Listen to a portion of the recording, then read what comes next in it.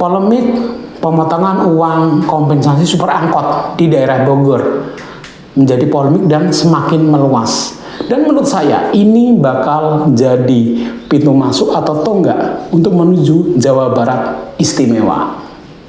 Sebelum masuk dalam permasalahan inti, kita akan flashback dulu bagaimana polemik ini. Pada awalnya Deddy Mulyadi selaku Gubernur Jawa Barat itu menginisiasi sebuah program, yaitu program kompensasi sopir angkot yang berada di jalur mudik. Jadi para sopir angkot nih yang berada di jalur mudik itu diliburkan selama 7 hari dengan kompensasi 1 juta rupiah yang berupa uang cash, ditambah dengan paket makanan sembako sebesar 500.000. Dan program Deddy Mulyadi ini disupport penuh oleh Basnas dan Bank Jabar, sehingga akhirnya program ini bisa terlaksana. Namun setelah berjalan ada beberapa kekurangan yang terjadi. Ya wajar, karena memang Deddy Mulyadi sendiri juga mengatakan bahwa ini adalah program dadakan. Yang pertama adalah kekurangannya, satu, ada beberapa sopir yang masih beroperasi di wilayah jalur mudik. Yang kedua adalah pemotongan dana kompensasi yang harusnya diterima 1 juta, ternyata ada pemotongan 200.000. Dan ini disampaikan oleh sopir angkot ketika diwawancari Deddy Mulyadi di kanal YouTube Deddy Mulyadi Channel. Pada percakapan itu jelas-jelas dikatakan bahwa ada pemotongan sebesar 200.000 yang dilakukan oleh oknum dari Dishub, Organda, dan KKSU. Ketika awal mendengar itu, tentu saja saya yakin banget bahwa Deddy Mulyadi sangat geram. Dan di akhir video pun juga dijelaskan bahwa dikatakan oleh Deddy Mulyadi bahwa sangat geram dengan kejadian ini dan siapapun yang melakukan pasti tidak akan tenang, karena akan diproses oleh Deddy Mulyadi. Nah, setelah berita ini viral, tentu saja pihak dari Dishub, Organda bersuara. Dari Dishub mengatakan bahwa semua uang sudah dibagikan dan tidak tahu menahu perihal pemotongan itu. Kemudian dari Organda juga mengatakan bahwa tidak ada pemotongan. Adapun penyerahan uang itu karena ucapan terima kasih dan bukan pemotongan atau kewajiban. Dan tidak semua sopir itu melakukan kontribusi sebesar 200.000 itu. Jadi menurutnya ini adalah sukarela. Dan setelah itu muncul video dari sopir angkot yang diwawancarai oleh Deddy Mulyadi ini mengatakan bahwa uang pemotongan sudah dikembalikan dan sudah clear, tidak ada masalah, dan mengatakan supaya pernyataannya ketika di channel Deddy Mulyadi itu diralat. Tapi menurut saya agak janggal sih, kenapa kok dia bisa mengatakan tolong diralat ucapan dia di channel Deddy Mulyadi Channel. Nah, menurut saya kasus ini masih abu-abu, perlu didalami secara detail. Benar kata Deddy Mulyadi, memang harus diproses hukum supaya terang benderang siapa yang melakukan pungutan.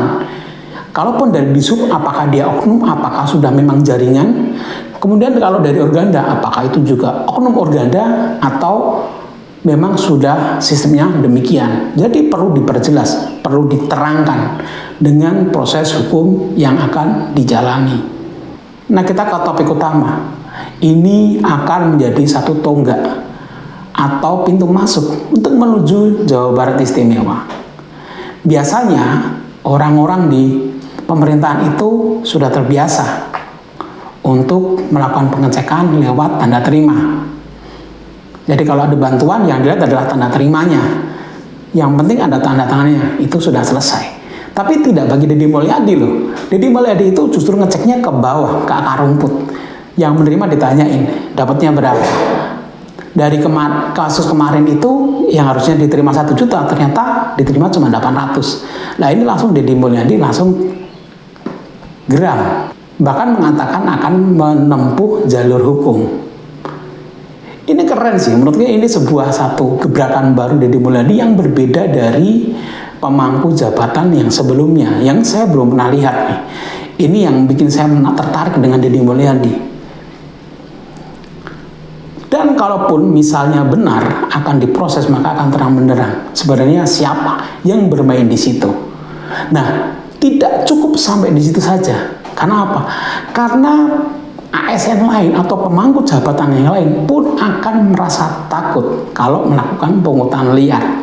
Karena Deddy Mulyadi tidak hanya sekedar melihat yang tertulis di catatan, tetapi langsung ke bawah, langsung lihat, langsung tanya berapa dia menerima. Nah, kalau semua sudah pada takut untuk melakukan satu pungutan liar, atau kalau Deddy Mulyadi mengatakan premanisme, maka semuanya akan takut dan tidak akan ada lagi pungutan liar karena takut diproses oleh Gubernur Deddy Mulyadi. Dan ini menjadi satu sejarah bagi saya. Keren banget nih, gubernurnya jangan luar biasa, mantap. Dan bisa jadi sedikit demi sedikit pungutan liar, premanisme akan hilang dari Jawa Barat. Artinya apa? Rakyat benar-benar bisa menerima haknya, akan lebih bahagia dan lebih sejahtera. Dan kalau saya berpikir, Deddy Mulyadi itu punya intelijen yang banyak banget. Mungkin itu dari timnya sendiri atau dari masyarakat. Karena kalau kita melihat di kolom komentar di Deddy Mulyadi channel itu, sebelum viral itu pasti sudah ada yang memberikan informasi.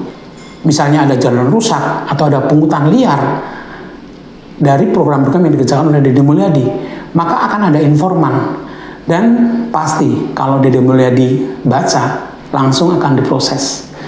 Jadi sekarang mata-matanya Deddy Mulyadi itu banyak banget, terutama masyarakat yang sudah jengah dengan permainan kotor seperti itu. Masyarakat ingin mendapatkan keadilan. Nah, artinya Deddy Mulyadi sekarang intelijennya banyak banget. Mungkin dari timnya ada, tapi yang jelas dari masyarakat. Kalau ada sesuatu yang nggak pas, pasti akan ada laporan yang datang ke Deddy Mulyadi. Dan pasti Deddy Mulyadi akan tahu. Nah, mungkin kedepannya Deddy Mulyadi akan membuka layanan via WhatsApp. Jadi siapa saja masyarakat yang tahu ada satu ketidakadilan, ketidakjujuran, mungkin bisa laporan di situ. Dan saya harapkan itu bisa segera direalisasikan.